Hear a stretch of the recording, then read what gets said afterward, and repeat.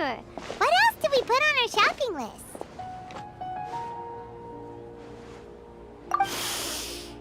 Oh, what a mouth-watering smell. Paimon would know the aroma of biryani anywhere. Let's go get some. We can still add it to the list. Well, if it isn't the Traveler and Paimon. Wasn't expecting to see you here. Hello there. Oh, it's been quite a while. Huh. So you two are still hanging out together. Dehya, didn't you say last time that you were gonna head back to the desert? I said I was going to resign from being her bodyguard, not that our friendship was over. We're still the best of friends. The Homayanis also still post jobs from time to time. Their pay is always generous, so me and the other mercs never pass them up. I told Dia to just stay at our place when she took one of those jobs a few days ago. My parents were delighted. They even said that it always felt like we were missing someone whenever Dia wasn't around. That sounds like something they would say, all right. They're always so welcoming. Anyway, the job is already taken care of, so I was gonna head back to the brigade as soon as I finished a little shopping. But the master kept insisting, and I ended up staying for another day. You can stay for as many days as you want, Dia. Father hasn't even gotten around to treating you to his best dishes yet. You know I'm not the kind of person to stay put in one place like that, my lady. Don't worry, though. There'll always be next time. What? She said they'll treat you to the best dishes! I can't believe you can still refuse that! But wait. Didn't you say last time that you would take me on a trip to the desert? Why don't you just take me with you today, when you leave? There are so many places I still haven't visited yet. I'm sorry, my lady, but no can do. There's still a few things I need to take care of back at the brigade. Besides, the desert hasn't exactly been the most peaceful place lately. Oh, come on. Not this again. That's also what you said last time and the time before that. I know, I'm sorry. Just give me some more time, and I promise I'll plan the best trip ever for you. All right, fine. To be perfectly honest, it's not that I wanted to go, it's more like I feel like something is off about you lately. Ever since you first set foot on the estate a few days ago, you've been acting anxious and even paranoid. Have you been delaying our trip because you've run into some kind of trouble? Nah, are you kidding? You're worrying too much. Would you swear on that? Friends shouldn't lie to each other, you know. I wouldn't pry any further if you're willing to swear on what you just said. But if something really is bothering you, then just tell me. You know I'll help you however I can. Oh, looks like Dunyarzad was onto something. You're too perceptive, my lady. Seems I can't hide anything from you. I just thought that nothing good could come out of telling you about the messy happenings of mercenaries.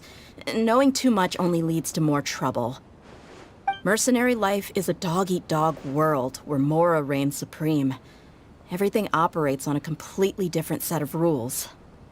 That doesn't change anything about what I just said, though. We're still friends, and I can only support you if I understand what's bothering you. My lady, you're not gonna stop until you drag it out of me, are ya? All right, I'll share what I know. Let's go somewhere else first. This isn't exactly the best place for a discussion. Okay, let's talk here. Just try not to draw any extra attention.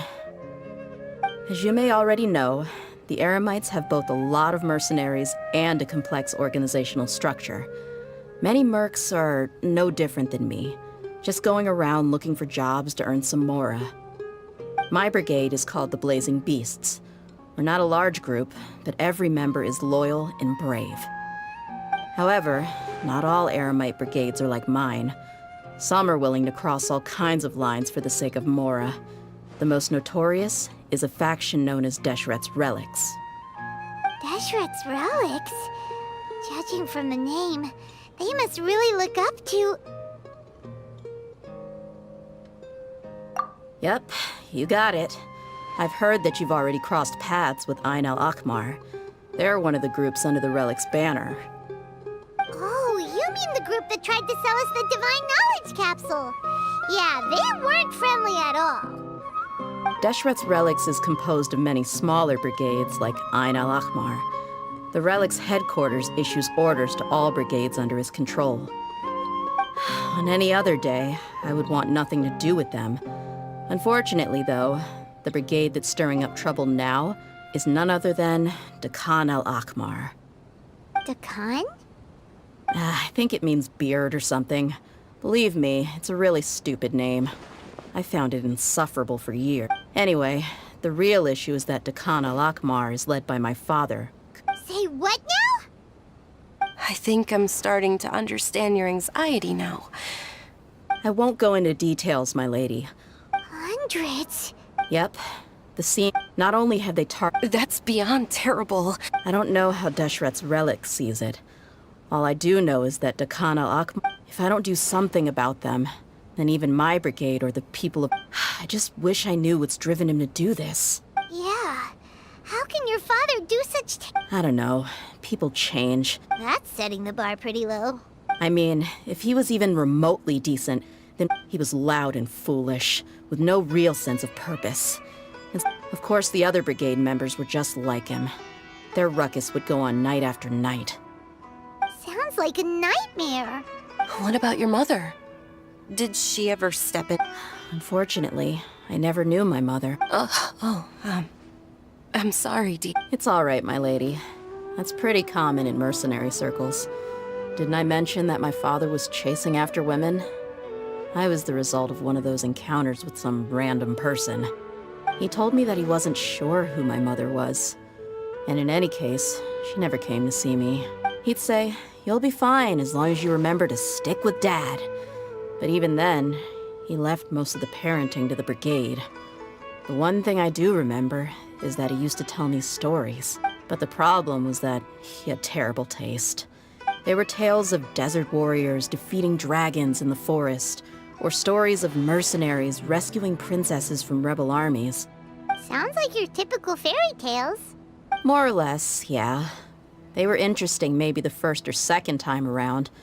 He seemed to think those stories were the best things ever, though. He was so into them that he'd call the whole brigade over and make them perform the whole thing as a play. Even the toys he gave me would all be story props. It was only much later when I realized that the shows were more for him than they ever were for me. What an interesting guy. Yeah, I've always found him pretty childish. But that was until I grew up and learned the true face of Deshret's relics for myself. Looting, blackmail, violence, and fraud. They not only accepted such heinous acts, they would even openly boast about them. No one in the brigade was any kind of hero. Did they really think that as long as they didn't do any of that stuff right in front of me, I would never know? I think I can understand your feelings. Yeah, but don't worry, my lady. It's all water under the bridge to me now. I had a huge argument with my father and left that place behind for good. I'm not investigating them due to any bitter feelings I still have to... Yeah, I told the boys to gather as much information as they could. I see. But isn't this investigation incredibly dangerous? It is, but every mercenary lives life on the edge. That may be true, but it'll be impossible for those who care about you not to worry. Well, now you get why I didn't want to share any of this with you. What should we do? They both have valid concerns. Huh? But there's no need for you to get caught up in this mess, too. Well, she's super tough, so if she went into the desert with you, then Paimon bets the problem will be solved in no time. I'm inclined to agree. I'll wait for news from you in the city until then. I'm honored that you care so much for me. All right, then let's get moving. Our first...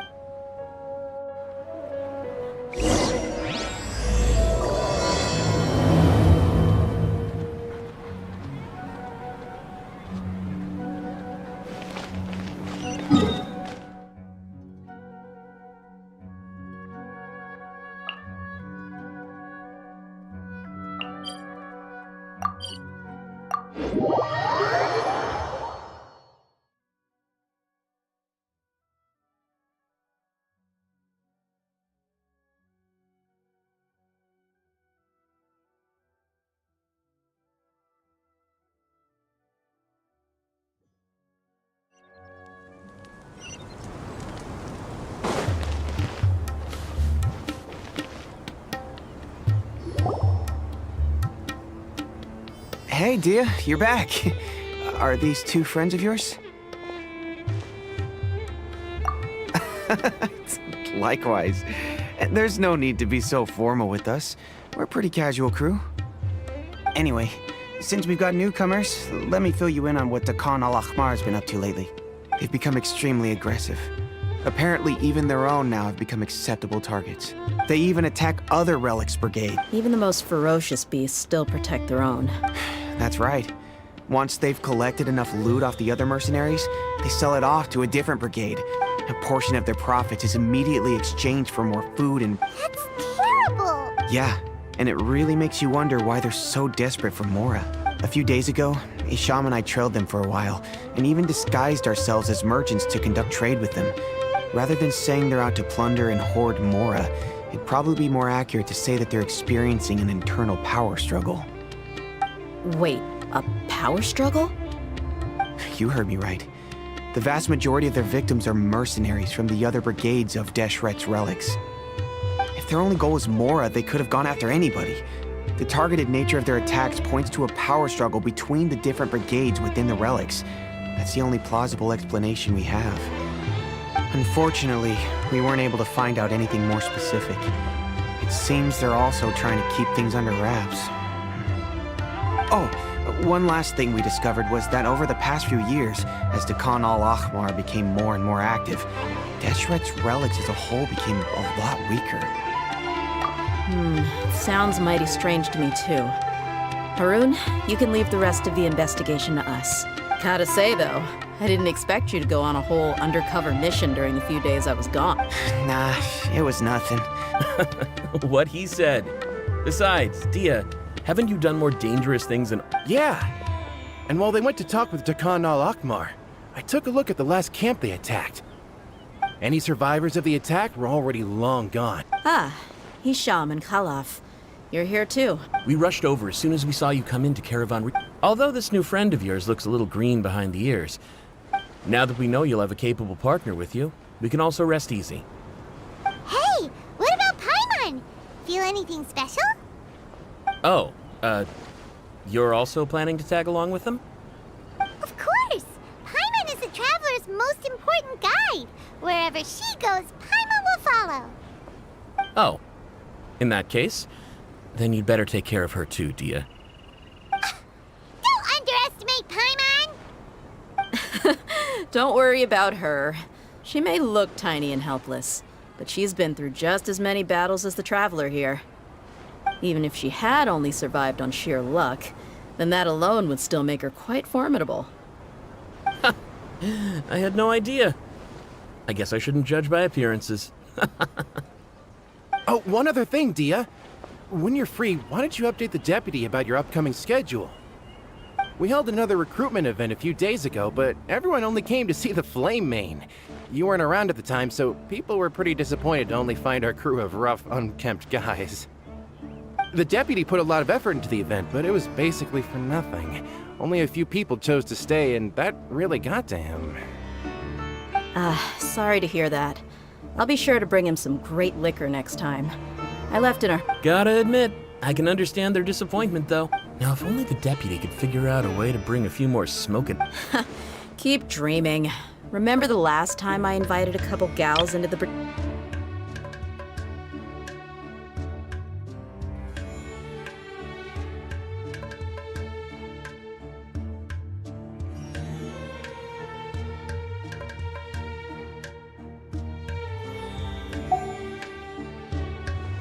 The awkward silence and weird expressions left quite the impression on them. They were originally interested in joining us, but after that, they both told me they were too uncomfortable to stick around.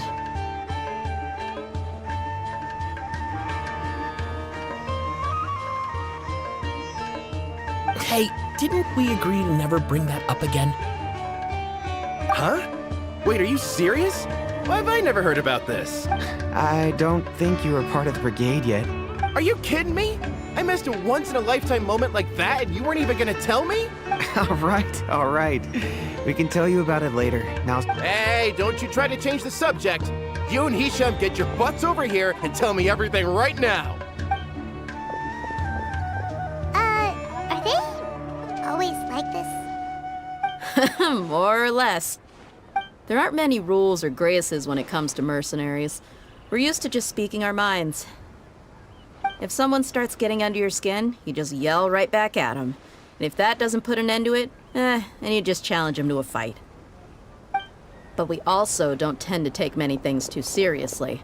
Being direct and getting it all out of your system as soon as things come up is better than keeping everything bottled up, never talking about it.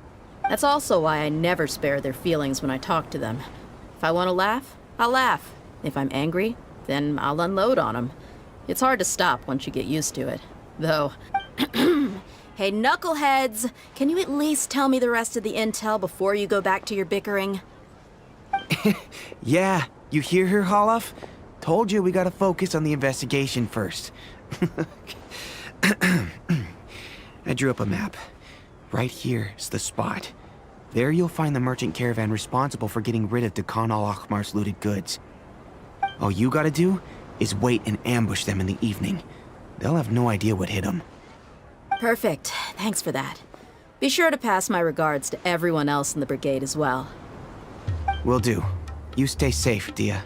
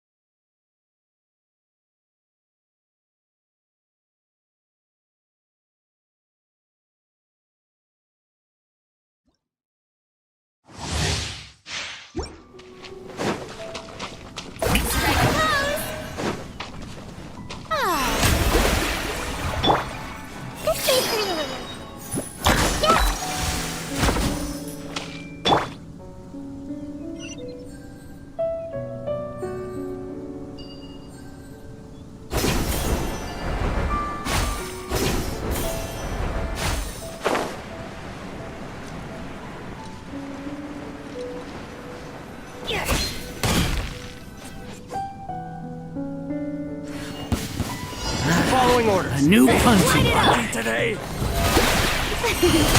Take that! Temple of Wisdom!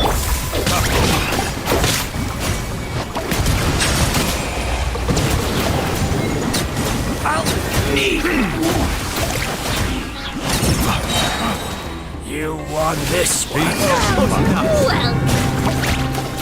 Settle down. Law of the jungle. Where do you think? I'm getting sick of this game. Time to shine!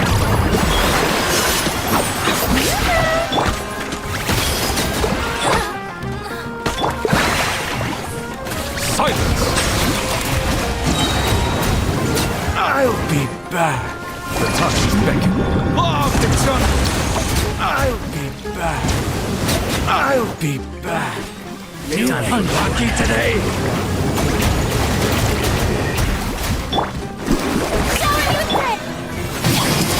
Sharing my knowledge! Take. Light it up! Is that all you've got? Please, you want this? You want this one? Teamwork is streetwork! Will. That's close enough. You are not welcome. Where do you think you're going? Oh, the jungle. I'll be take back.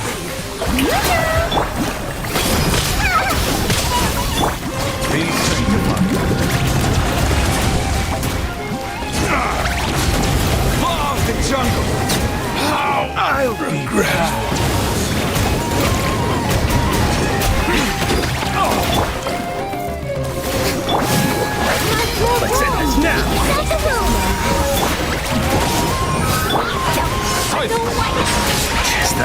not!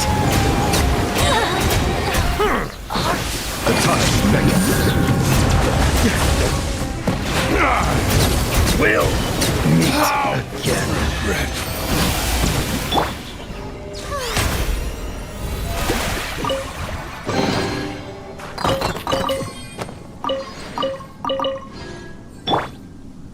I see everything.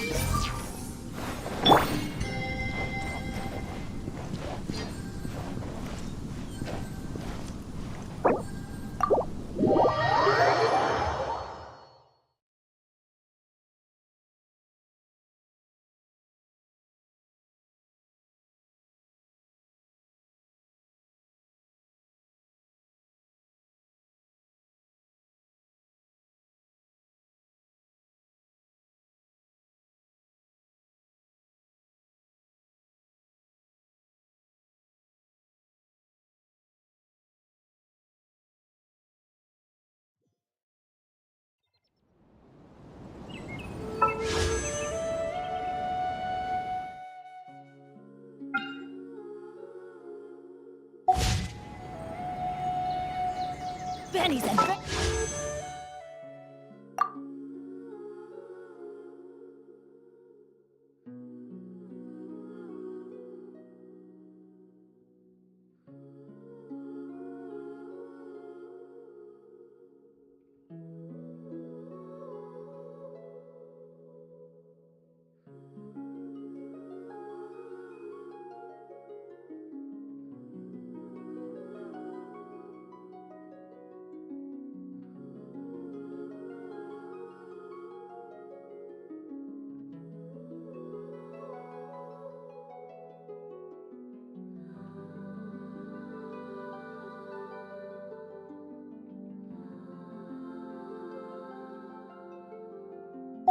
Team, assemble!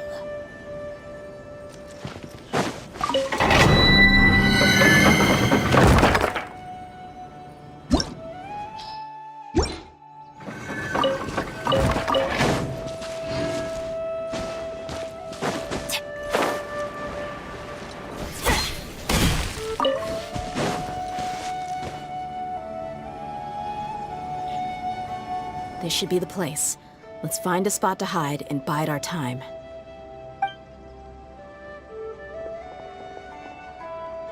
It's gonna come down to a fight one way or another, so let's all be careful. No need to worry. She knows her way around a fight. I'm not worried about that. What I meant is that we probably shouldn't go too hard on the enemy. After all, we still need to get information out of them.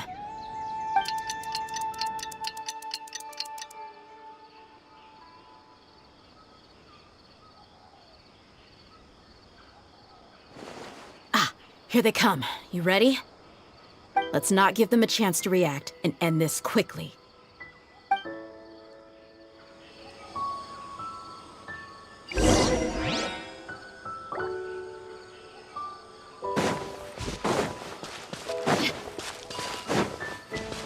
That's close enough! Let's get it on! Strike pose! You won this one. I'll be back. Take my leave. I'll be back.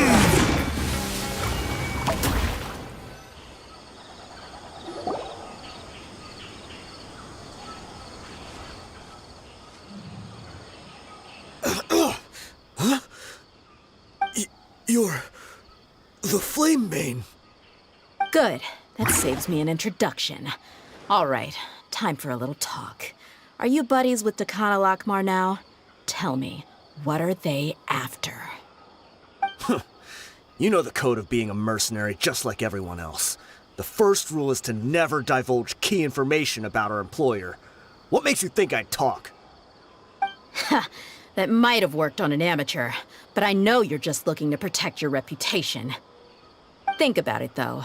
What's your reputation worth if you won't have the other tools you need to succeed in this line of work? Tools like, I don't know, your limbs or eyes? You've got 5 seconds. You might want to think twice about how much your employer's information is worth to you.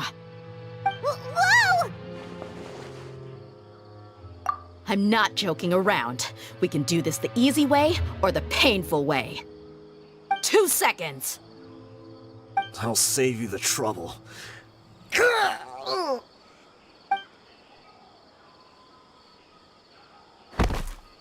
Huh? Are you crazy?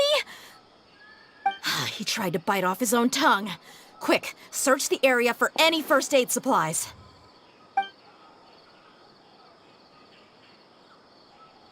I definitely didn't expect him to go that far. Thankfully, the wound wasn't too deep, and he just passed out. But why would he be so extreme? I just wanted to test his mettle. You can get a lot of mercenaries to talk just by threatening them. I didn't expect him to be willing to go through so much pain just to... Well, he's out cold for now. We could wait for him to wake up, but maybe it's not a good idea to interrogate him any further. Yeah, don't worry about it. It'll be a waste of time to interrogate him again after that. There are lots of goods around here. Let's search the area. Maybe we'll be able to find something. I'm really sorry.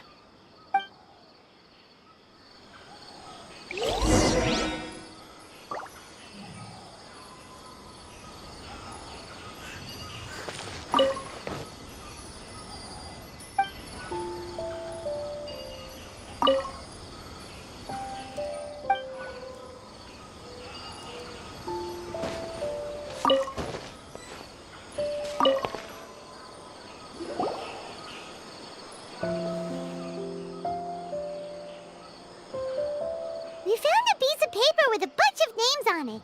Maybe it's a... Let me take a look. If this really is a merchant caravan... Yep. I see an entry for Dakana Lakmar right here. Kusela, Idrisi, Bashar, and... all familiar names. Dakana Lakmar has been trading for a hefty supply of food. This caravan is just one link in their logistics chain. That person will then pack the caravan full of necessary goods. Wait, why is there no Mora value recorded for the final transaction? No Yeah, every transaction before the last one was marked with an exact amount of Mora. But the final one, where they... perhaps. But they couldn't have known how much they would make off selling... Anyway, the next part's the records of the goods themselves. Huh? What's wrong? Shazaman Homayi... Homoyani? You mean Dunyarzad's could it just be another family with the same last name? I'd be surprised to find someone with the exact same first and last name. Shazaman Homayani is Dunyarzad's father, and the head of the Homayani... Just what the heck is going on here? I'm sorry, you're right. I'll consider what we found, but what this piece of paper confirms is that the Homayani family has been providing goods to Dakana Lakmar. What if the Homayanis have been kept in the dark and don't know they've been trading with Dakana Lakmar? That's a possibility, but if that was the case, why is this caravan specifically named Shazaman as their person of contact? They could have just as easily bought goods such as food and medicine directly from Caravan Ribat or Port Ormos. Yeah, funding violence and looting. The brigade gets the goods, and he is paid the proceeds from the sale of the loot. But why would he do something like this? It's not like the Homayanis are in need of money. I honestly have no idea. I've been to their estate many times, and I've never noticed anything suspicious. The only potentially large expenditure I could think of would be the treatment costs for Dunyarzad's Elazar. Maybe they borrowed a lot of Mora in the past, but that's still just a speculation. I don't think the Master would stoop so low to make Mora. You're probably right. I know my... But what should we do now? If you ask me, we already have no choice but to confront her about this. I'm not worried. It's too early to make a verdict yet. Let's go find my lady again. Well, if we're lucky, we can not only figure out the mystery of this paper, but also follow the trail of breadcrumbs to the people responsible at Dakana Lakmar. Dia, are you sure this is the best decision? I've considered that possibility. But even still, I want to tell her what we found. She showed genuine concern for me when we first brought up the topic. That's not how I deal with people. You're right. Paimon wants to trust Dunyarzad too. Yeah. Let's pay another visit to Sumeru City.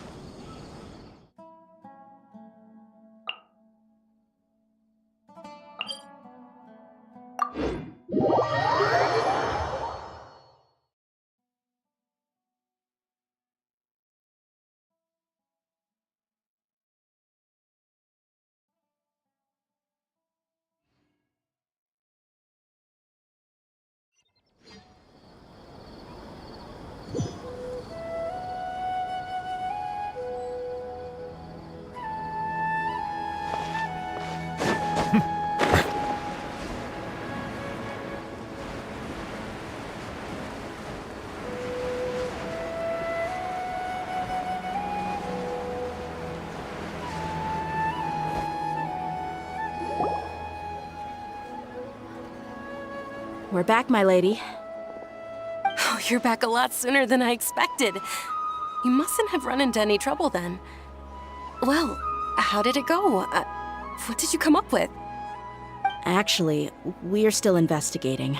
It's just that we've discovered something strange. I see. The clues you found have led you back here, in the city? Something like that. Yeah. You all look a little dispirited.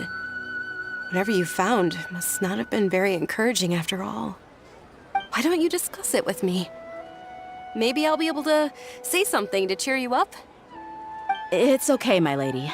It's not so much about me being upset with my father or anything like that. How should I put this? So something is wrong. Even the Traveler and Paimon have been uncharacteristically quiet. On any other day, Paimon would have already waved to me with a smile and shouted, "Dunyarzad, we're back!" So tell me, what happened? Well? My lady, please prepare yourself for what we're going to tell you next. It concerns the Master. The Master? You mean my father? Okay, I understand. Don't worry about me. I'll listen as attentively as I can.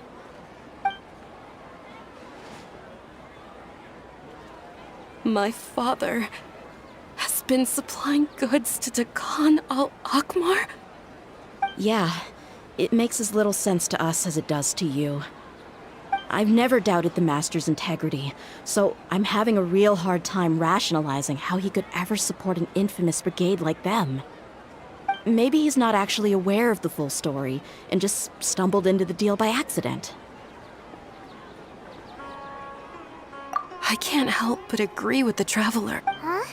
You mean you feel the same way? Thank you for sharing all this information. Since you've told me everything you know, I should also tell you about some doubts that I've been harboring for quite a while. In the past, I thought that my father hired a bodyguard for me so that I wouldn't run away and get lost. However, there are plenty of capable mercenaries in the Corps of 30. Why did my father go out of his way to hire Dehya? About that. Well, the Homiyanis really needed bodyguards, so they reached out to the Blazing Beasts. Later, the Master told me that I was one of the best mercenaries he'd ever seen, and that I should stick around to become one of his bodyguards. He offered me a pile of mora, so I just signed on. Well, but that didn't really answer my question. Just think about it. Why did my father specifically reach out to the Blazing Beasts? Maybe the Corps of 30 just didn't have anyone available, or maybe someone recommended us. I've never given it too much thought. I think I get what you're saying. You think none of this was a coincidence. Precisely. At first glance, nothing seems strange or out of place. But there are many parts of the story that don't actually make any sense. If my father had always been in contact with Dakan al-Akmar, then it would make sense for him to bring Dehya into our house. You mean the goal all along was to get Dehya to be your bodyguard? No, that's too much of a stretch. I cut all ties with my father a long time ago. He has no control over my life anymore. But that still doesn't rule out the possibility that your father has still been trying to influence your life without you knowing. So, the Master was not likely an innocent victim in all of this?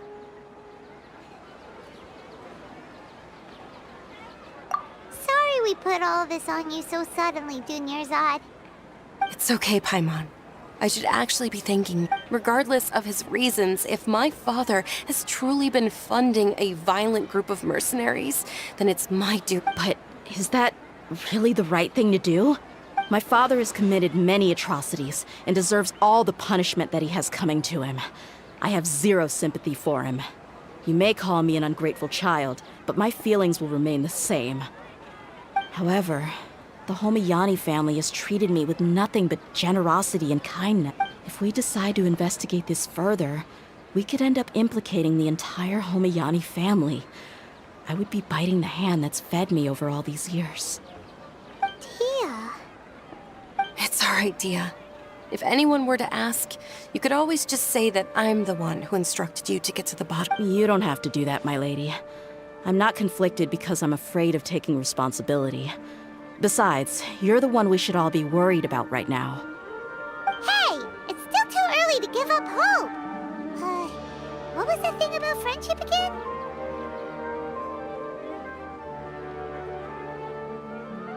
Right, yeah, trust! You said that yourself, Dia. Besides, there's no point on getting all riled up before we've confirmed all the facts.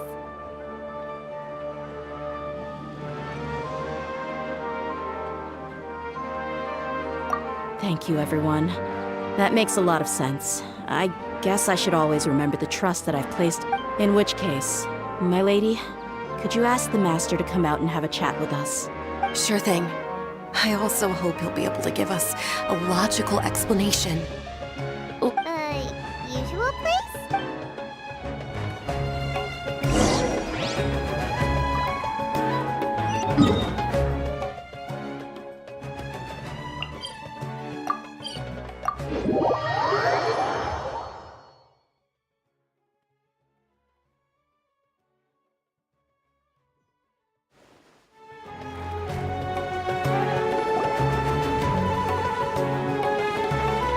Thank you for coming, sir. Please allow me to introduce these two. This is the Traveler, and next to her is her travel companion, Paimon. Ah, yes. My daughter has mentioned them from time to time. It's a privilege to finally meet them in person. But we may skip all the pleasantries for now. What is the important matter you wish to discuss with me today? Well, we wanted to bring this transaction record to your attention. There's something on this record that we're all pretty curious about.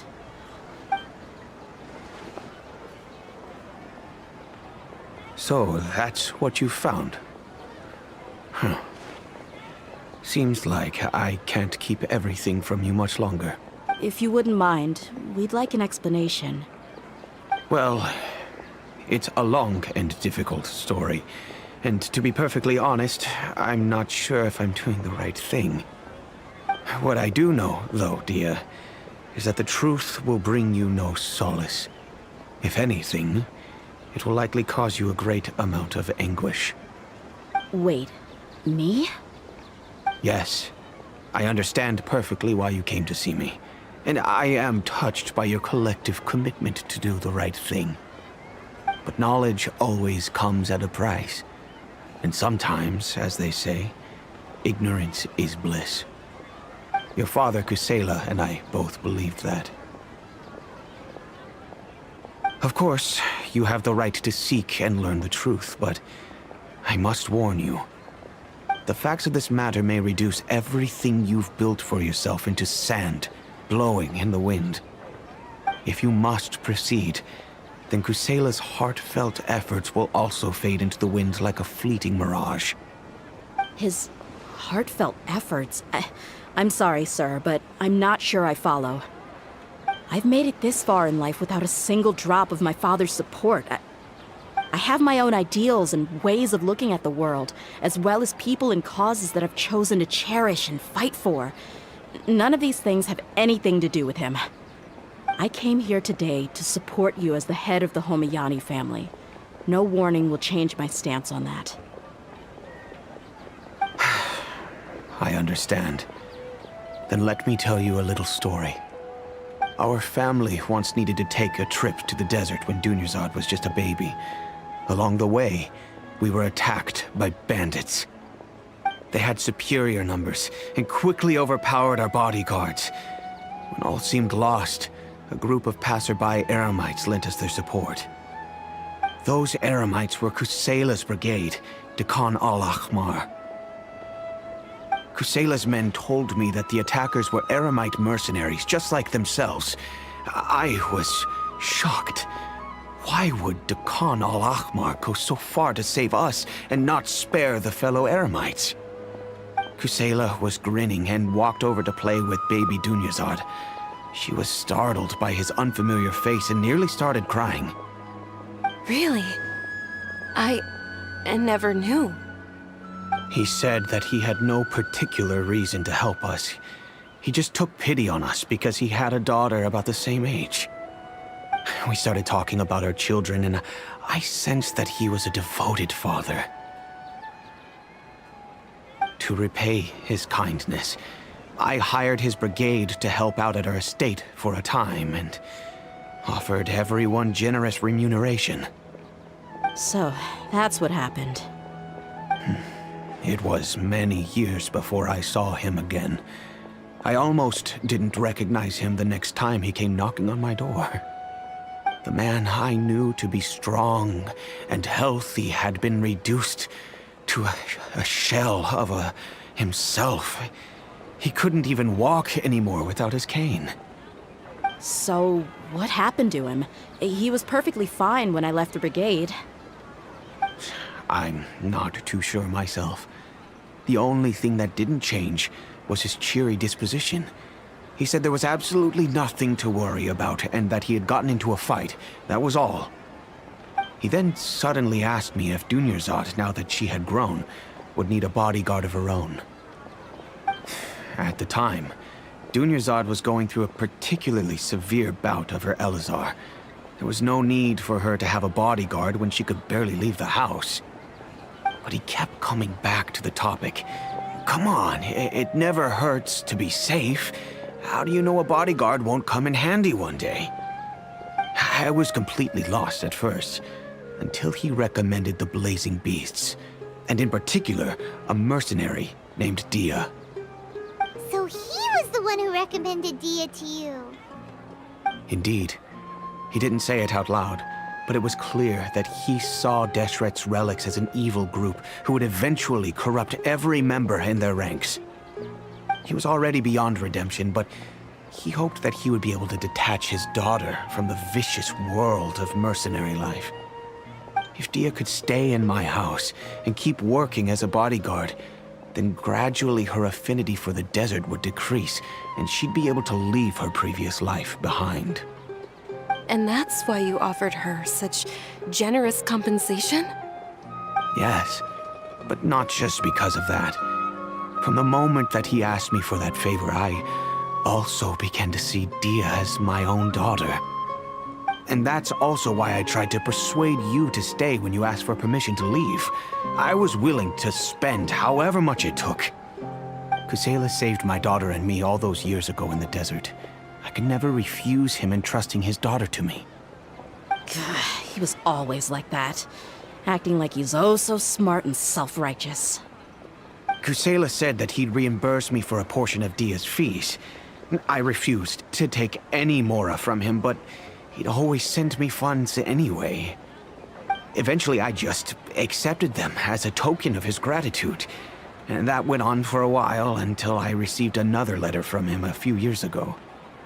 The letter contained a request to help him buy food, weapons, medicine, and even explosive materials. Wait! Isn't that around the time that Dekan al-Ahmar started becoming more aggressive? That's right. When I started to hear some nasty rumors, I became wary. I wanted to meet him face to face to discuss things. But by then, he was no longer receptive to my requests to talk. If I had to guess, it's probably because he doesn't want to put Dehya at risk.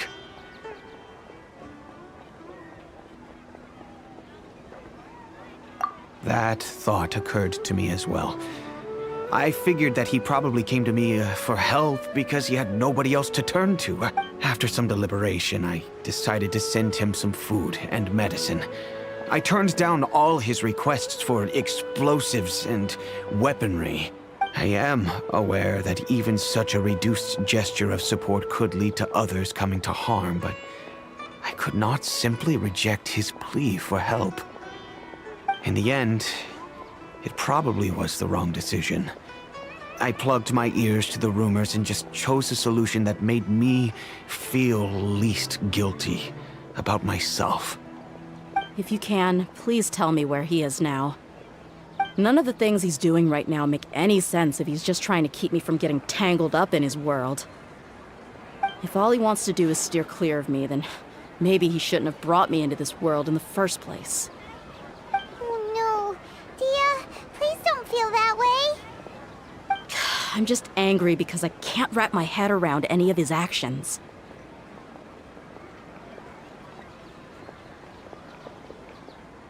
Another way? I don't know. I knew him, and he was nothing more than a childish brute. I can't understand what's going through his head. But I guess you do have a point. We haven't uncovered the whole truth yet. We still need to figure out his exact actions and reasoning for these last few years. I'll do my best to help. Of course, anything between the two of you would need to be resolved between you and him alone. I don't know Kusela's exact whereabouts. Outside of supplying his brigade with some goods, I tried my best to avoid getting involved any further with him. However, there's a man on the list named Jawed. He used to be a mercenary in the desert and is now a member of the Corps of 30. He's responsible for supplying weapons and liaising with the Dakan al-Akhmar's merchant caravan. I think he should know Kusela's whereabouts. I've heard that he likes to have a few drinks alone and enjoy the cool wind. Understood. Thank you, sir. I'll stay and be with my father here. My father has indeed done something wrong, but I feel like our only course of action is to turn everything we... Yes. I am prepared to accept whatever verdict they choose. It's time to face my...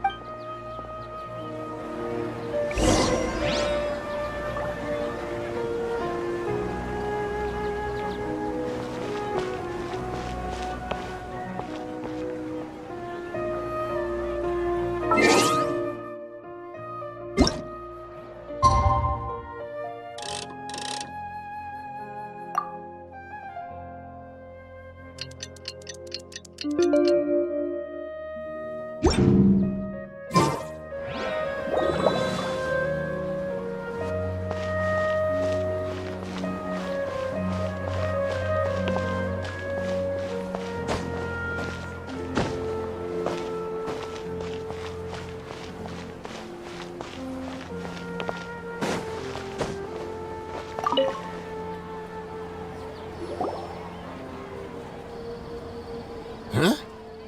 Who are you guys? I know what you've been up to. Smuggling weapons to violent brigades in the Shh! Keep your voice down. How do you know all that? Come with me. We should take this elsewhere. I'll be happy to talk things over once we're somewhere.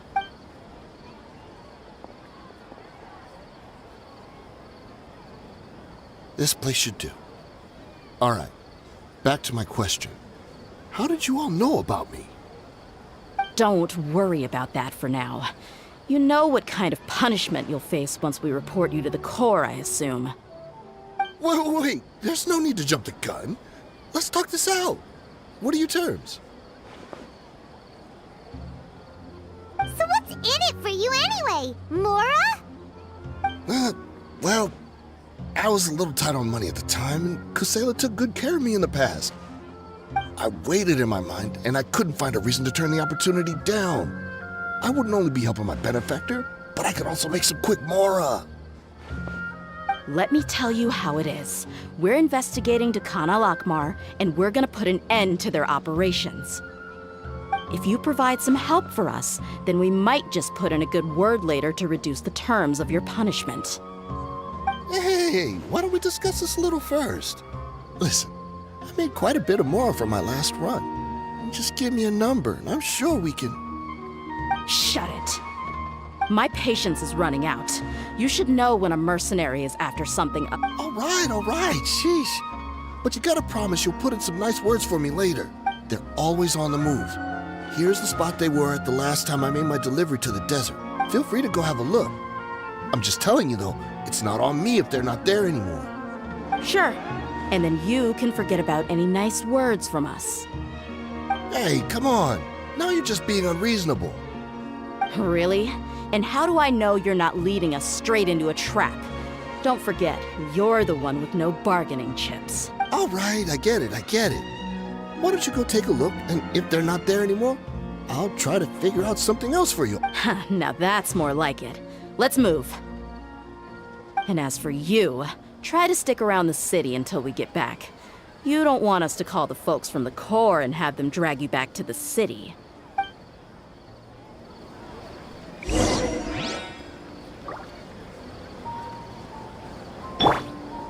Everyone hold it. Just my luck. How did I get caught by her of all people?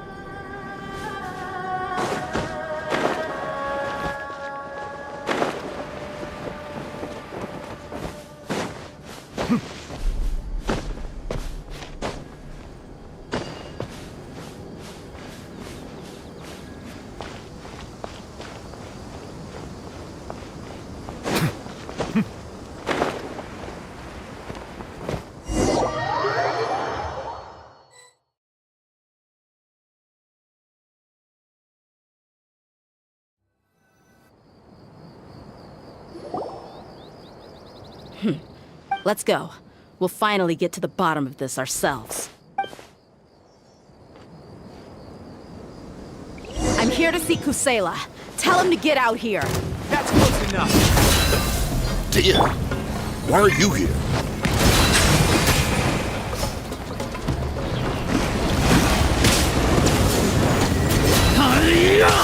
I'll be back.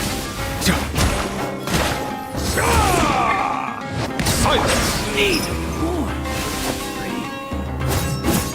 Let's get it on!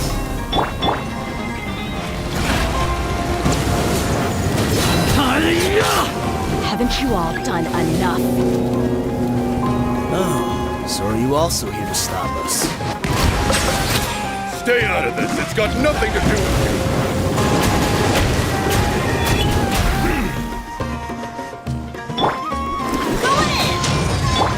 Be sanctified.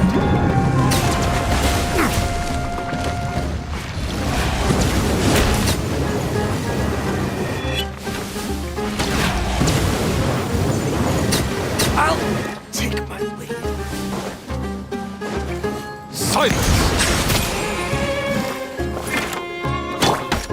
Look alive!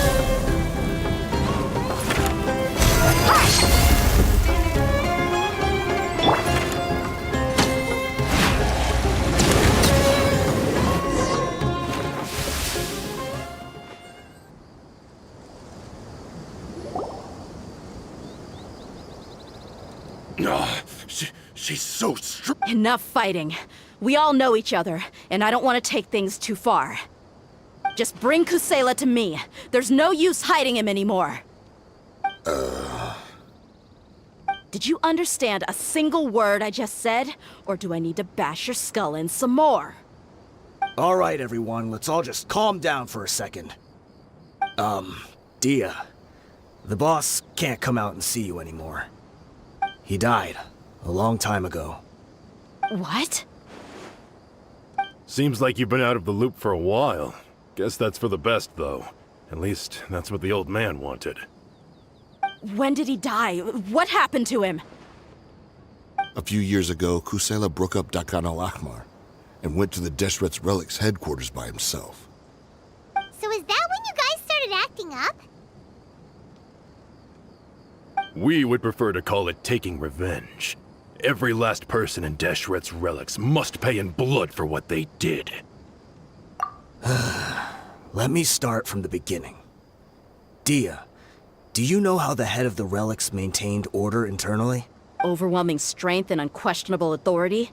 Those were a part of it, yes. But just those on their own weren't enough. They had another tool at their disposal. They called it a person's record. Regardless of whether they joined by their own will or were coerced, every person in Deshret's Relics was forced to leave a record of themselves at headquarters, whether it be their deepest sin, some unforgivable act, or their most immoral exploit. That's precisely it. Every one of us have a record. Me, Bashar, Tikriti, and all the boys who grew up with Dehya. But you, Dehya, you were never asked to provide a record, were you? I never even knew this was a requirement. You were probably the only person in all of Deshret's Relics who didn't know about it. Ever since you were born, Boss had been trying to shield you from this organization's sinister rules. Not only that, but he also banned all of us from committing any nefarious acts.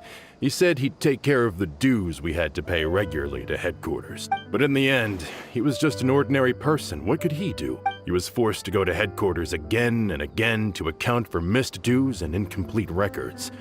He'd come up with all kinds of excuses and get beaten up as a result. We all knew he was doing that for you. And that's why he became a shell of himself and... Wait, but that doesn't make any sense. I didn't know about any of this. And Because you were too young at the time. How would you ever tell between wounds from a beating and wounds from battle? When you left home after that final argument with him, he seemed to age by a decade overnight. Even his hair went gray. so even the blazing beasts were... Yep. It was all his doing. Had he not arranged them to come to you, you probably would have been reduced to a pulp before you ever left the desert. A few years ago, Boss said he needed to make another trip to headquarters. He was already pretty weak then, and we all assumed he was going to get beaten again. I suggested that he hand the role of leadership over to me, but he said there was no longer any need, since the Khan al-Ahmar would soon be no more. His words made no sense to me, but that night, we heard that a massive fire tore through headquarters and razed everyone's records to ash. Everyone gained their freedom that night. Many members fled, not just from our ranks, but from the other brigades as well. But how could we leave with a clear conscience? All of us who knew it. The boss can't have just died for nothing. Those heartless jerks at headquarters took him from us. From that point on, the sole purpose of the Khan al-Ahmar, the big fire that Boss started, was quite a blow to headquarters' strength. It's given us the opportunity to, even though we're outnumbered, we vowed to see our revenge through to the very end. There were people from headquarters who changed their names and went into hiding. But we won't let any of them escape our wrath. We've suffered plenty of losses as well. All we can do is exchange our loot from Mora. We forged Boss's handwriting and sent out many letters to his former friends. We were also able to attract many mercenaries who shared our goal. Deshret's relics have become weaker and weaker. Paimon doesn't know what to say anymore. We do know right from wrong, but we were sinners from the very beginning. Boss always loved his old-fashioned hero stories. We used to always laugh at him for it.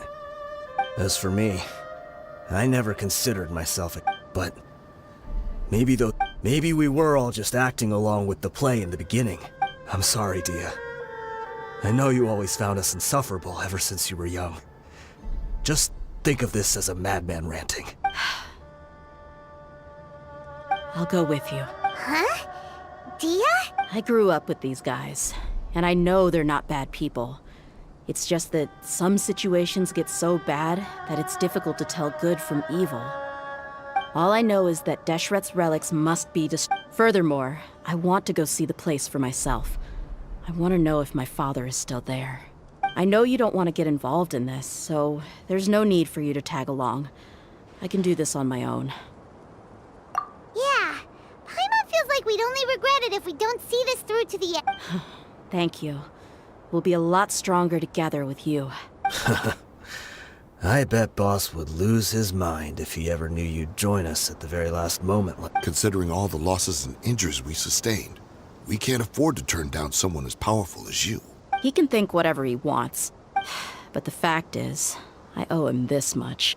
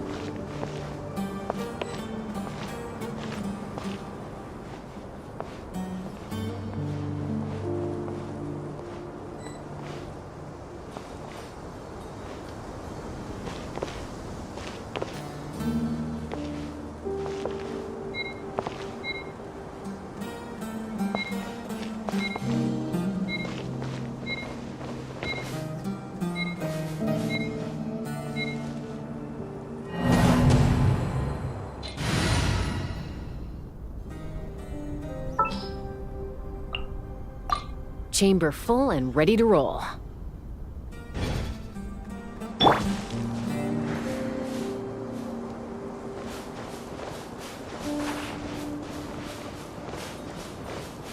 Take me up!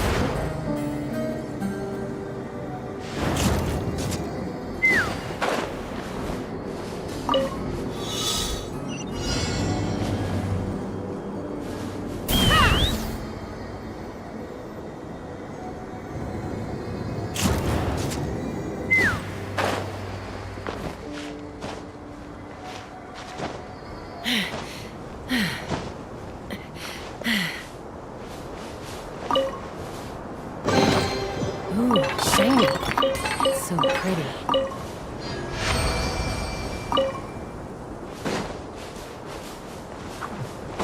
Fire in the hole! Let's fly!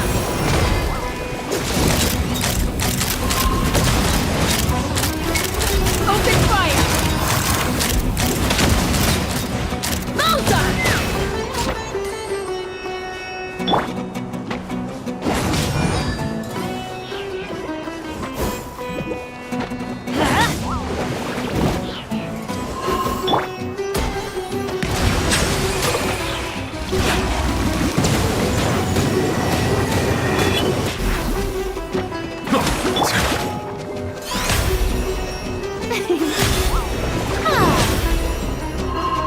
The shelf!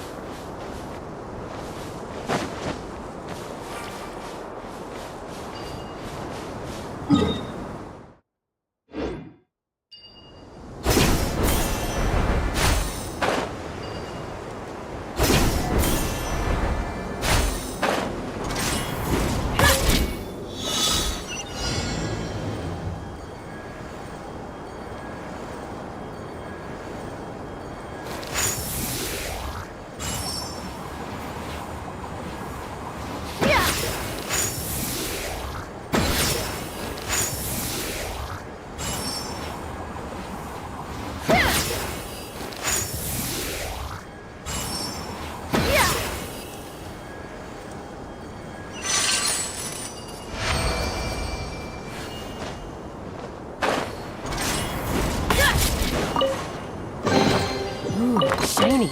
It's so pretty.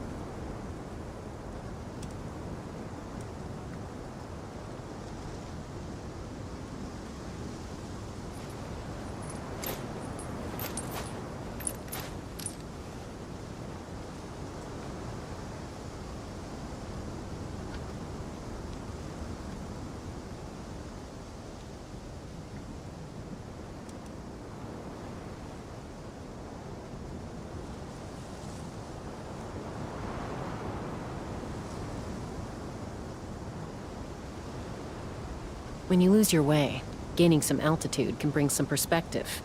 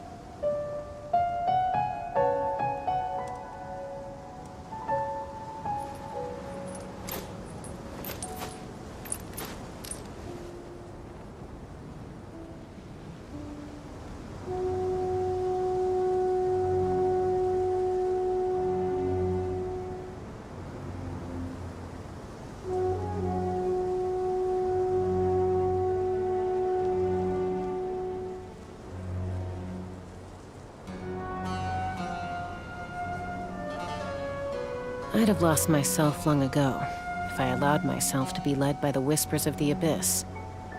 Surviving is tough. Taming the beast within is tougher.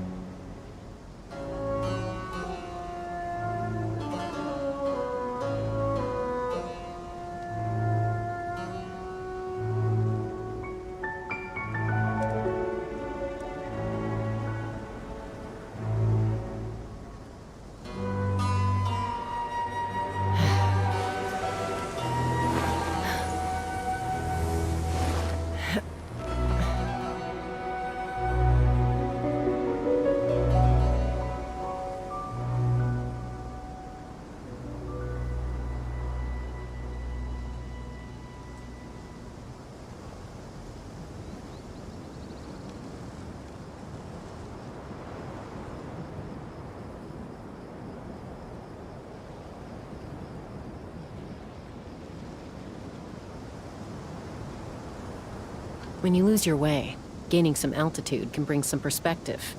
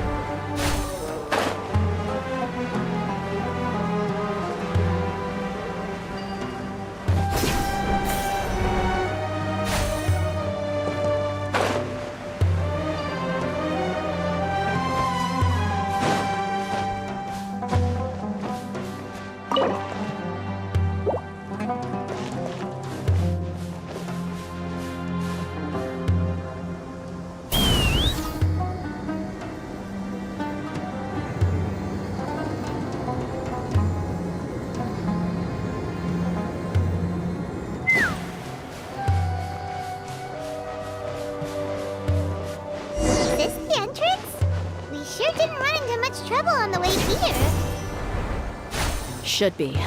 I don't think they have enough manpower left to post guards and defend their perimeters.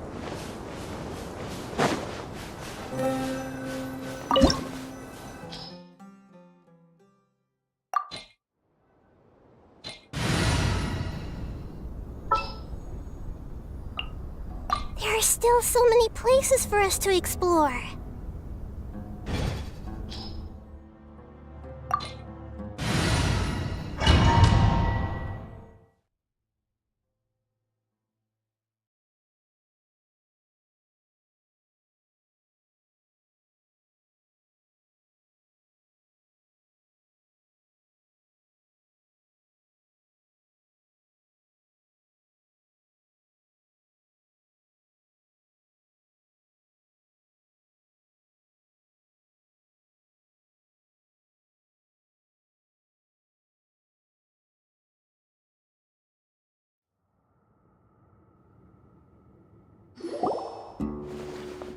Wow. Paimon didn't expect it to look like this on the inside. They should all be holed up in here. Don't know how many people they've got left, though. Who cares? We'll round up all of them. Still, we should be careful. Even if they've only got one shot left, it could still take us out. Yeah, We'll know what they're really capable of once we've landed some hits on them. Deshret's relics may have been a force to be reckoned with before, but their name means nothing now. Yeah, they don't stand a chance with you here.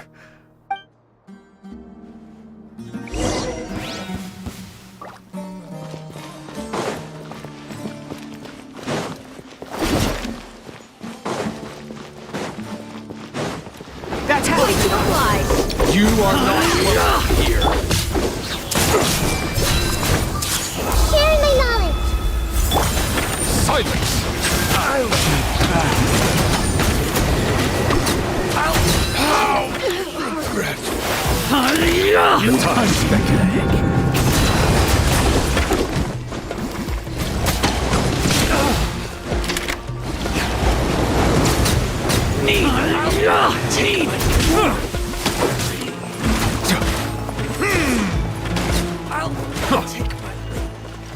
Welcome. Feeling lucky today? Everybody stand back! Stop that! Time to shout! I'm getting sick of this.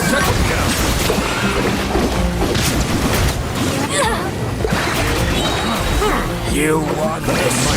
Humble. I'll be back.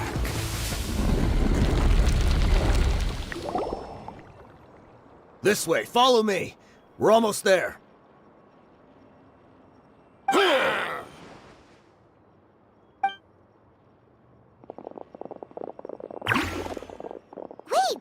they went charging ahead without checking for any trap.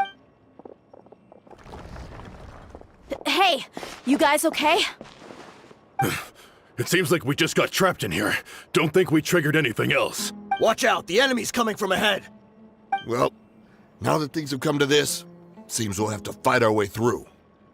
Don't worry about us. We knew something like this could happen. Go and take a look around. There could still be another way through. Let's go!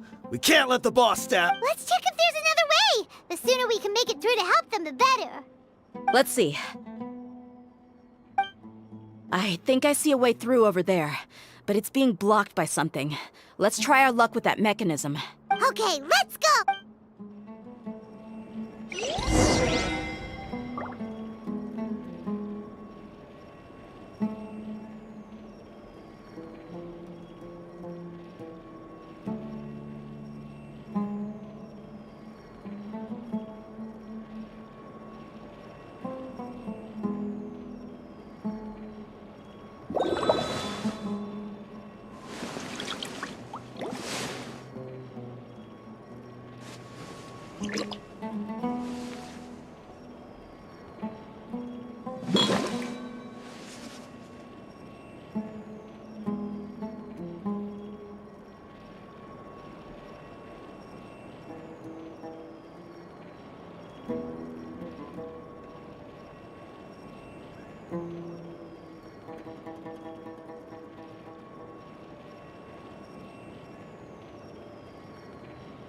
Melusines are beautiful creatures. They are the pride of Fontaine. Be sure to befriend them and cause them no harm.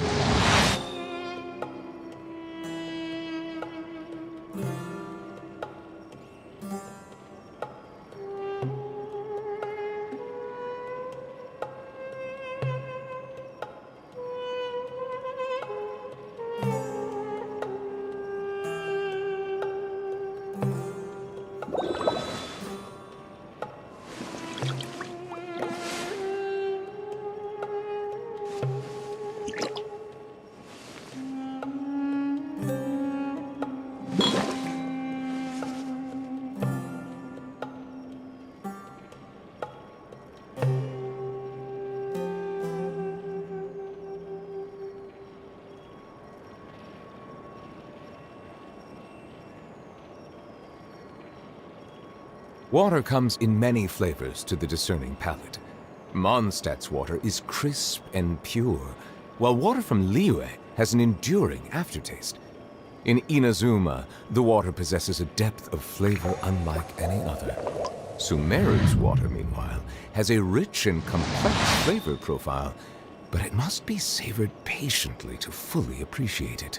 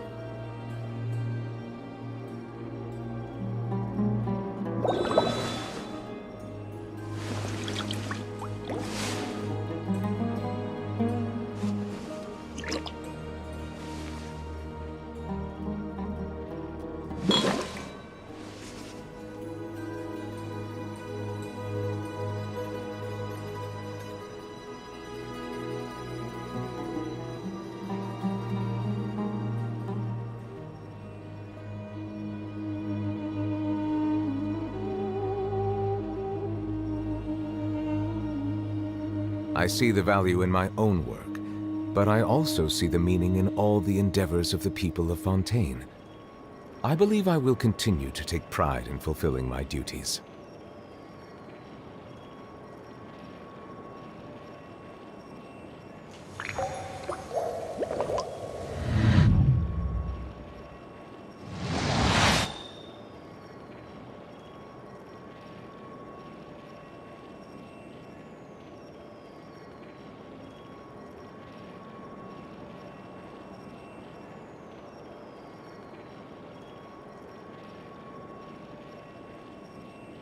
Melusines are beautiful creatures. They are the pride of Fontaine. Be sure to befriend them and cause them no harm.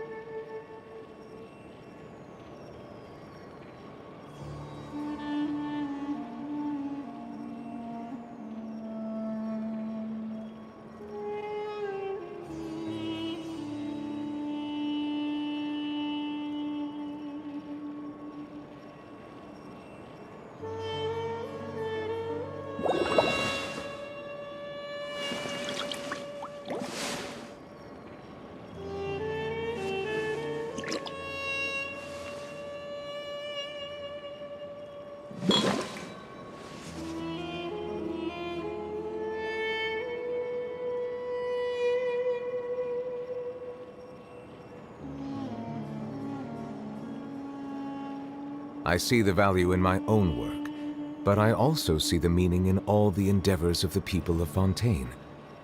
I believe I will continue to take pride in fulfilling my duties.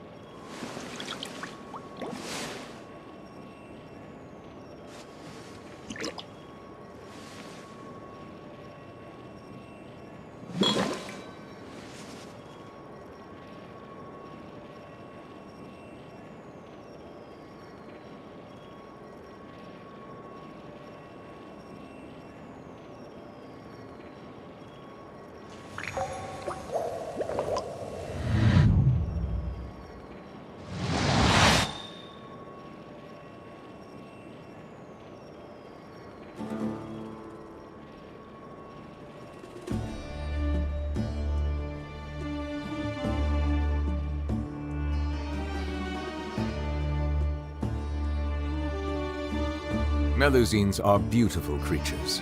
They are the pride of Fontaine. Be sure to befriend them and cause them no harm.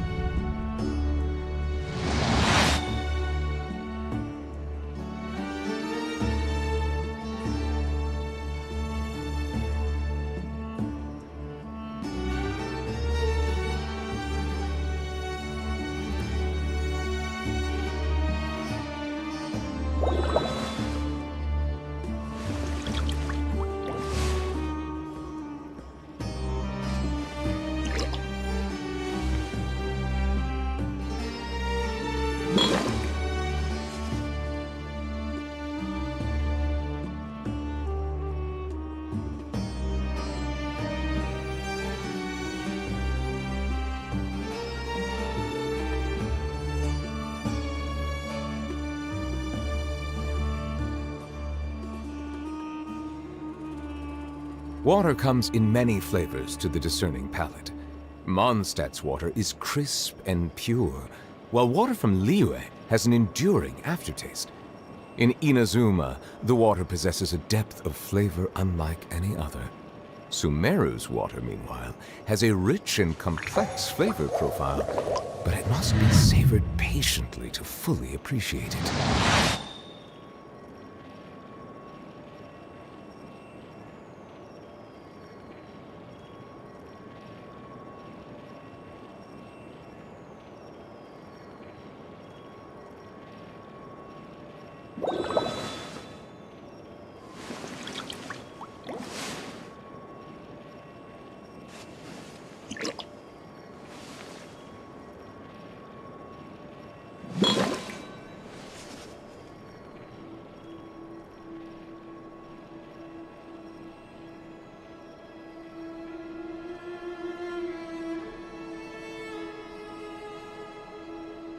Melusines are beautiful creatures. They are the pride of Fontaine. Be sure to befriend them and cause them no harm.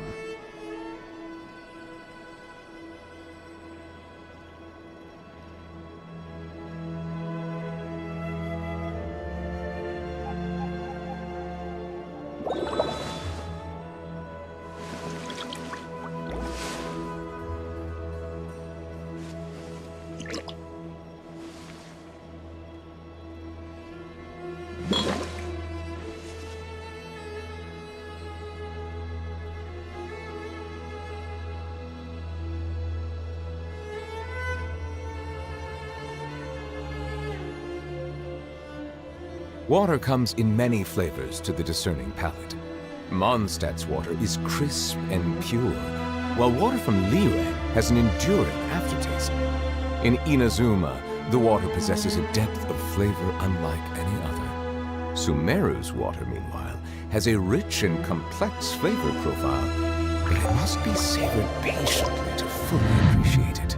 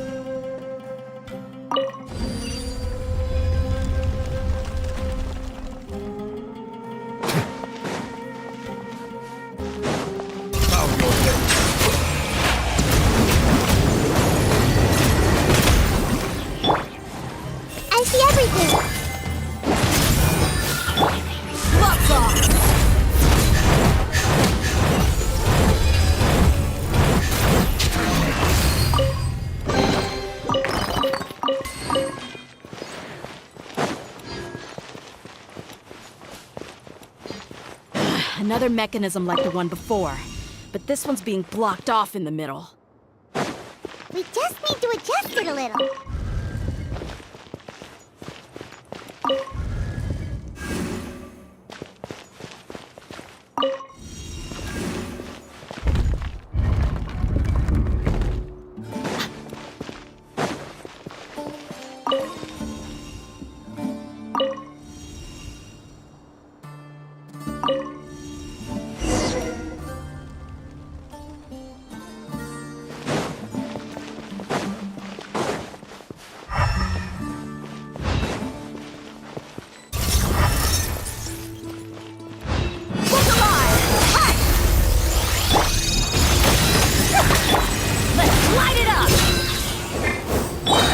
Settle down!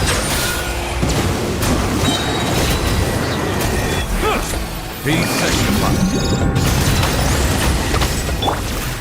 The Temple of Wisdom. The Patriot. Teamwork is dreamwork.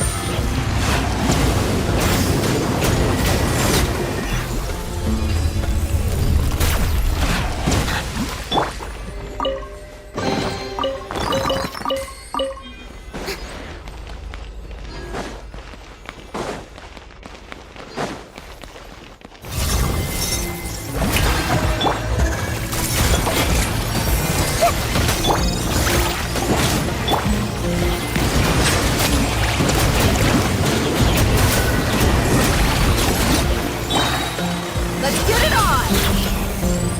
Ha! You asked for it!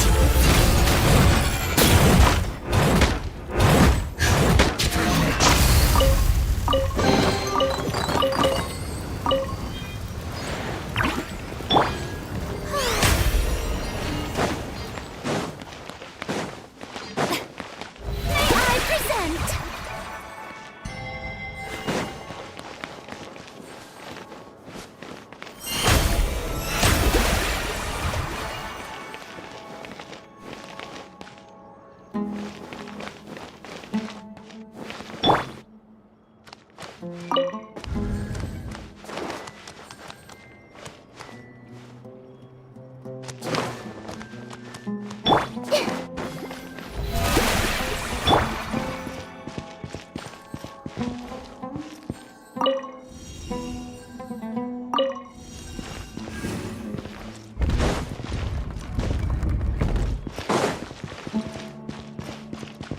Off we go!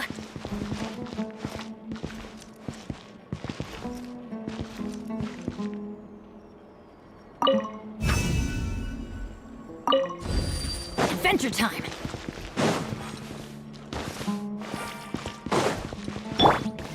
The show begins.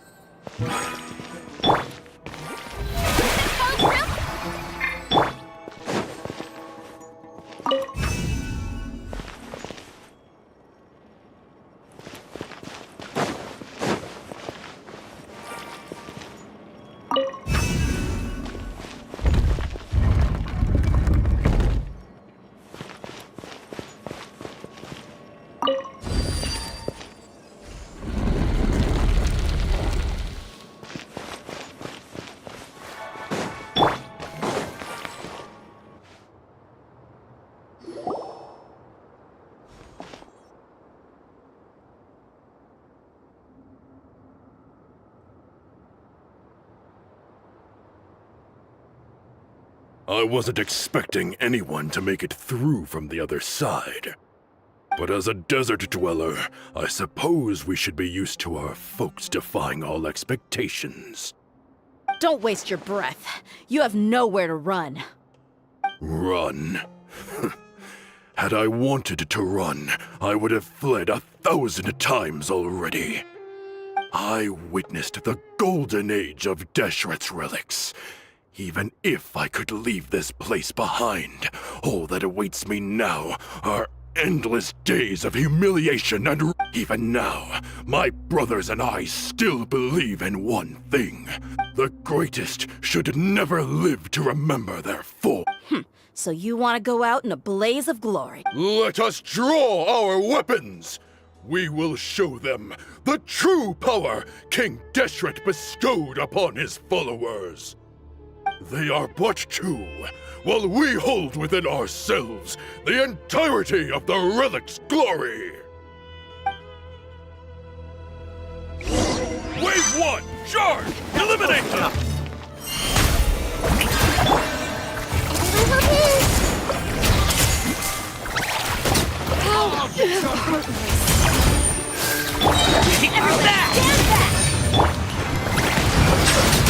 I'll be back.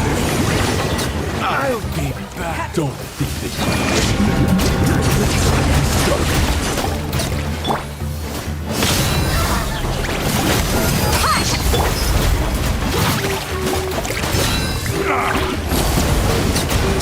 Now you're testing my patience. Pulverize! Let's end this now!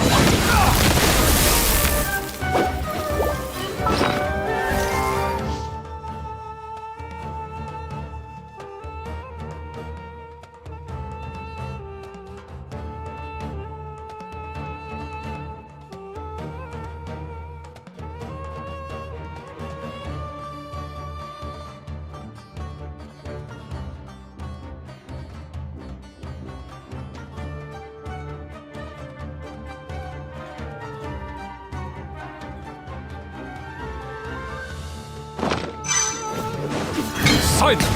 We'll meet again. Just how? Blindsided. King Deshret will not abandon any one of his followers. Let's end this now! Sounds a room!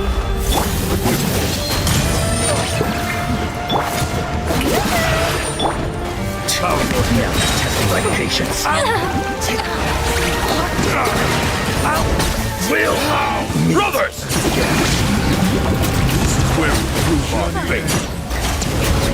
You all just want to die? None of us plan to leave this place alive!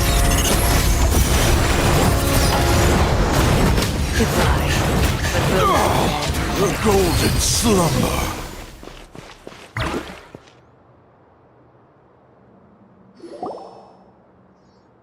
The commander has finally fallen. But they're still coming at us! This place is like a gladiator's ring. They just keep coming no matter how many we beat. Yes! Keep fighting! There's no need to fear, and no need to back down! This is our last stand! When the next wave comes, try to draw away their attacks. I'm going to see if I can take out that high platform.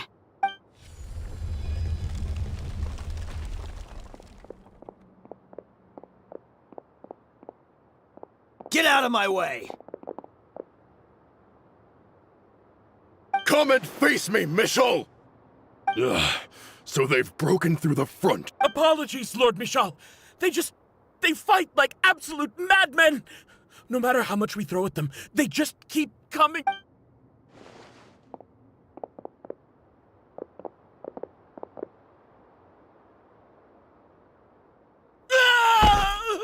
So, it would seem like this is the end.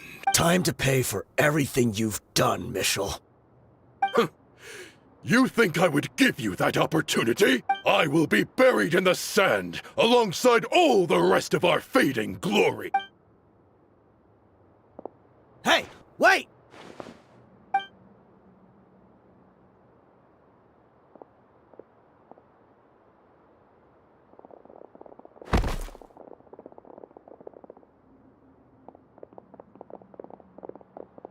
We were too late. It's over. There's no more need to fight. But if you're still going to cling on to your so-called mercenary's pride, then I'll give you all a good beating as well.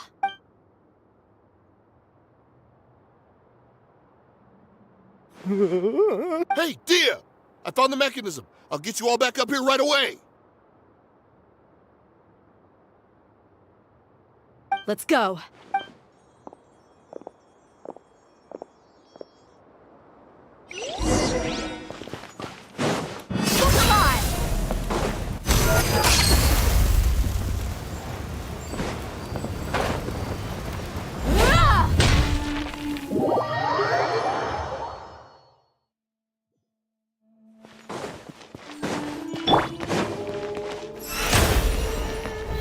I present. Yep.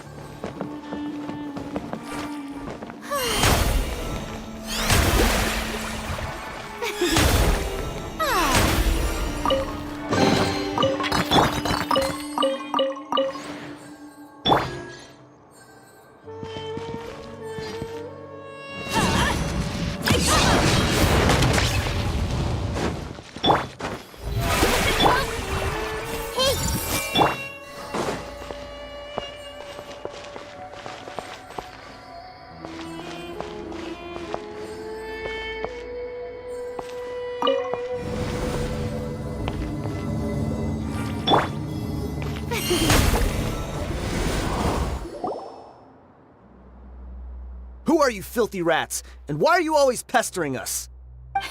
You call yourself a member of the infamous Deshret's relics, and you still can't even tell who's made it all the way to your headquarters?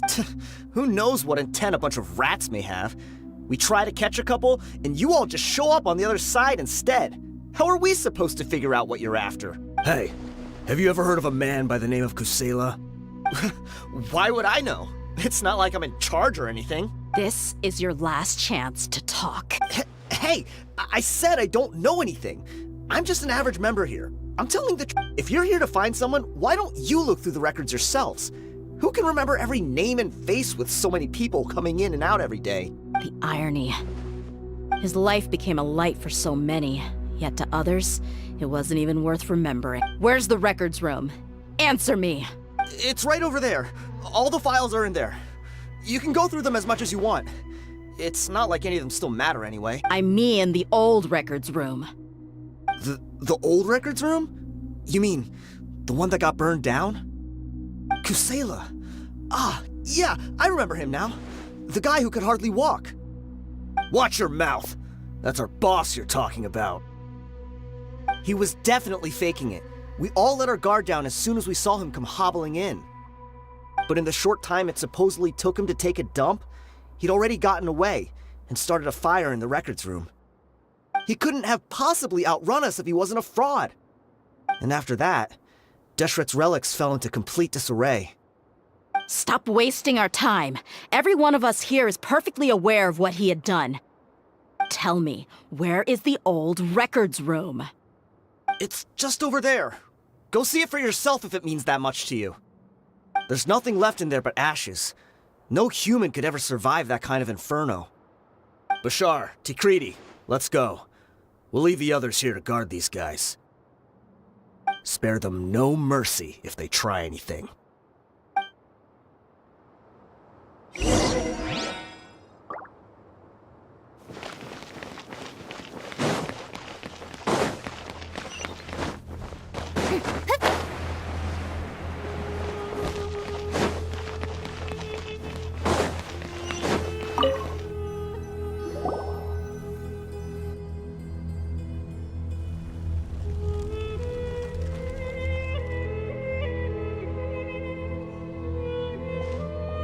So, this was his final destination.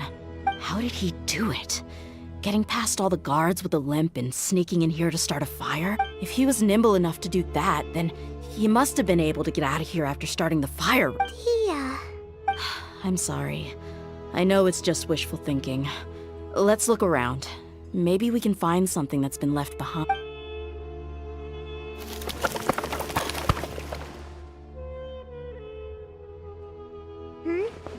Is this a cane?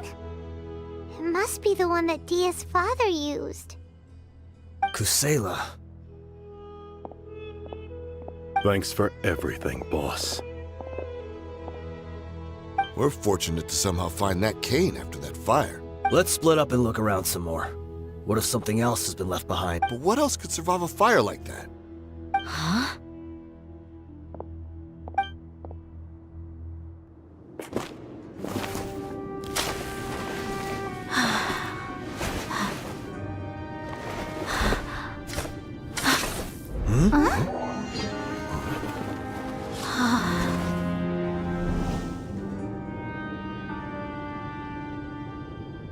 So.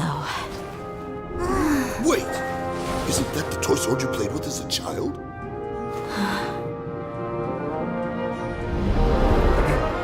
The dragon is no more, for Princess Dehya has slain it.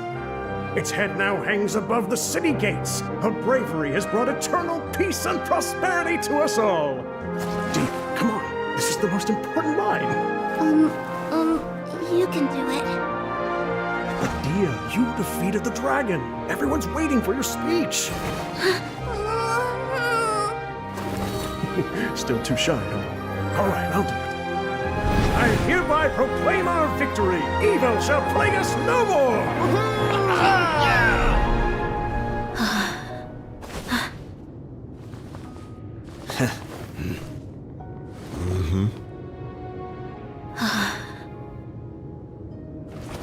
Hereby proclaim our victory. Evil shall plague us no more, Dad.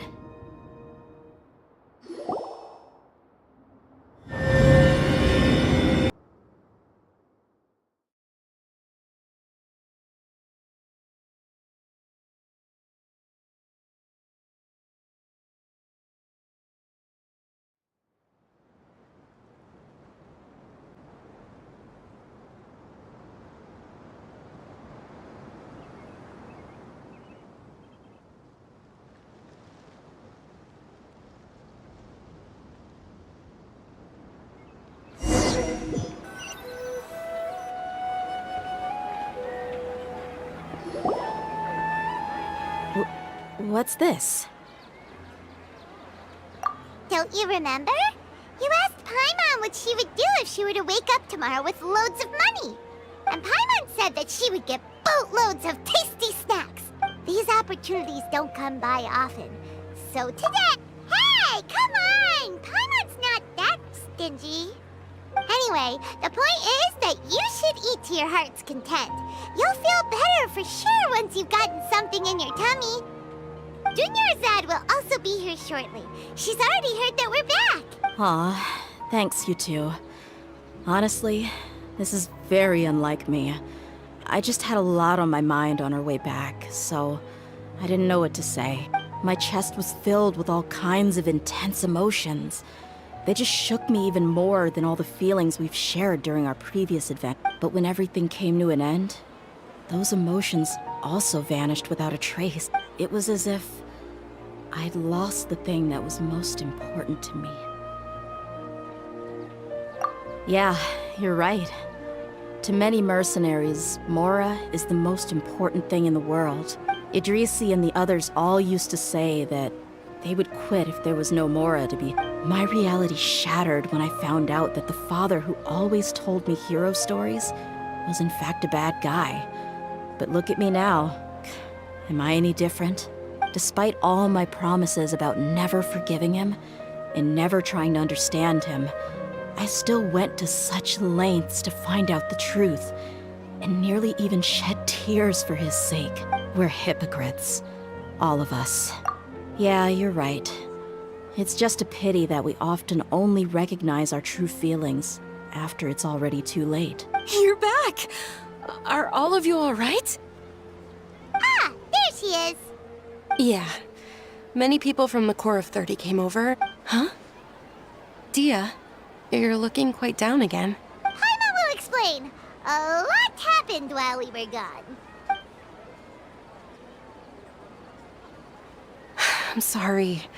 I really should have controlled my emotions better. It's all right, my lady. You were hurt by all of this as well. But Dehya, your pain must be even worse. Hey, don't worry about me. If anything, this whole thing has finally shown me the difference between illusion and reality.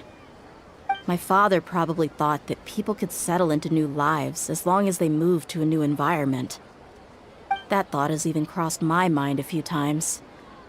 However, there was always something deep within my mind that refused to accept it.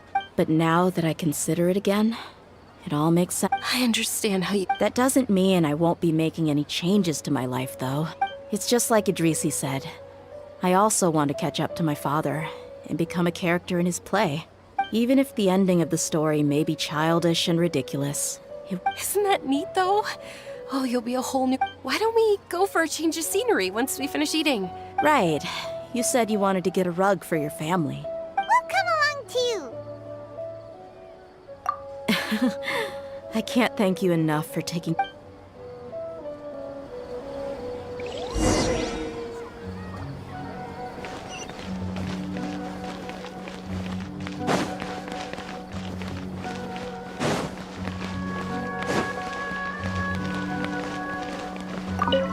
Add Astro. Thank you for Add Astro.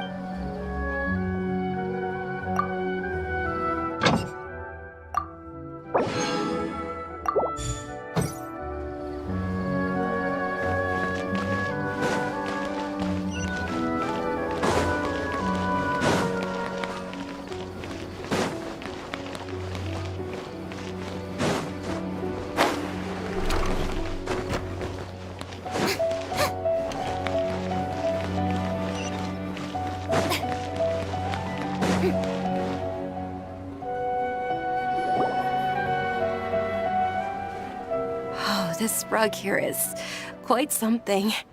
The craftsmanship is exquisite, and the fabric is also of high quality. Ah, here you are. Finally, I found you. Hey! Aren't you that mercenary who bit his tongue? You can still talk? Wait, are you here to take revenge on us? Huh, what are you talking about? Do I look like I could take you all in a fight? I just came here to give you something. I'll be on my way to give myself up to the Corps after this. Once I woke up, I hurried to the Khan al-Ahmar's camp, hoping to alert them to your presence. But when I got there, I found no one except the members who were still too injured to move. Ah, so you probably got there after us. Yeah, they told me that they had exacted their revenge, and everyone had turned themselves in to the authorities. Even that last camp was not going to last for much longer. I had joined the cause to repay an old favor from Kusela. Now that everyone's already turned themselves in, I might as well do the same. One of the injured members gave this box to me, and everything left in the camp will get confiscated. Thank you. No worries. We are all just living our own truths. There's no need to comment or judge anyone for it. So this box contains everything that Dia's father left behind. Well, back in the day, the first thing he did with any Mora was spend it on things like drinks and meat. But let's see what's inside. What's this? It's just a bunch of junk. It kinda stinks. Perhaps it's just been left unopened for too long. A handwritten copy of a storybook. The paper's already yellowed, and it looks like it's about to fall apart. It was against the Academia's rules to possess books for personal use. If he was going to break that rule, he could have at least copied something useful. That probably means this was really important to him. And here are a few bags of children's snacks. Did he get those for you? Yeah, but here's the thing, though. Even when I was a child, I was never a fan of these kinds of snacks. He'd always say that he got them for me, but in the end, he always ate more than I ever did. Who even leaves snacks in a box like this anyway? Isn't that just common sense? Forget it. Let me see what else is in here. A razor, some buttons, some round iron tiles, a wooden toy puppet, a wool scarf, which from the looks of it probably belonged to a woman, and a hair clip? Why are these things here? I'm suddenly feeling a little scared. I'm sorry, my lady, but this is just the kind of man he was. He probably saw this box as some kind of personal trash heap and dumped any and everything in there. 2 empty liquor bottles. Tell me, you guys, are these the kinds of things that a normal person would leave behind? Huh? There's something in the bottom! Oh, you're right. All right, I got it out. It seems to be a piece of paper with some writing on it. The bottom part's all damaged from moisture, though. Let's hope the writing didn't smudge. I was suddenly seized with an urge to write a letter after finishing this bottle. I just folded it up and left it in the bottle, though. If I end up forgetting about it, it won't really matter. To Dehya. It's a letter for me? It's all right. I'll just read it out. If he went to the trouble of writing a letter, there must have been some important things that he wanted to say. Or at least record down. My condition's becoming worse and worse. Can't even walk without a cane anymore, much less go out and have fun. Guess I don't have many days left. If you're reading this letter, then I suppose I'm already long gone. You were adorable as a baby. Everyone loved you. And regardless of whether you were crying or laughing, everyone enjoyed having you in the group. But once you grew a bit older, you were no longer... Can you believe this guy? He can point the finger at himself. Anyway, back to the point. To summarize, I'm writing this so you would know not to feel sad for me, even if you end up finding out the truth. The reason being that... I was never your father to begin with. Wait, what? Surely, he must... I don't know. I was quite formidable when I was young, and 100 times cooler than some so-called flame main. Really felt like the whole world was under my feet. With just a teeny tiny bit of effort, I felt I could rule over the entire desert. But as fate would have it, I went out into the desert for a drink one day and discovered a baby in the sands. It was you. You were just lying there, small and helpless. You were so tiny that if the wind blew for just a little while longer, you would have been buried forever. But your cries were so loud they made my head hurt. Now that I think of it, you really were a bundle of energy. Sounds like he's serious. I told Idrisi and the others that I had slipped up with a woman while out and about. None of them even doubted me. I'm sorry that I had to lie to them for so long, but I really had no other choice. I was their most esteemed leader, after all. It's not like I could just tell them that I suddenly wanted to play at being a father. At this rate, I'll puke up all the liquor I just drank from this bottle. Anyway, Dehya, you possess the kind of freedom and kindness that we could only dream of. As far as how you should live your life, that'll be up to you to decide. That's the end of the letter. In the end, he was still thinking of me as a little child. I suppose, or I would have suffocated under the sand a long time ago. He was a good father to you. The fact that he wasn't a blood relative doesn't change. Yeah. It's just a pity that we had to learn the truth of everything like this. Do you already have some ideas about the decision that he wanted you to make? I do. If he first found me alone in the sands, then I want to try my hand at finding the person who abandoned me. I just have one wish. To tell them a story, that there once existed a childish and foolish jerk with a heart of gold. And that only under his care was I able to grow and mature into the person I am today. If you end up finding any leads, can you share them with us? We go on adventures all the time. Maybe we'll be able to find some information for you. Sure, I appreciate it. I wasn't expecting you to be so enthusiastic. I'll help too. Thank you. My life has certainly had its twists and turns, but I've always considered myself lucky, because no matter where I've gone, I've always been surrounded by incredible kindness.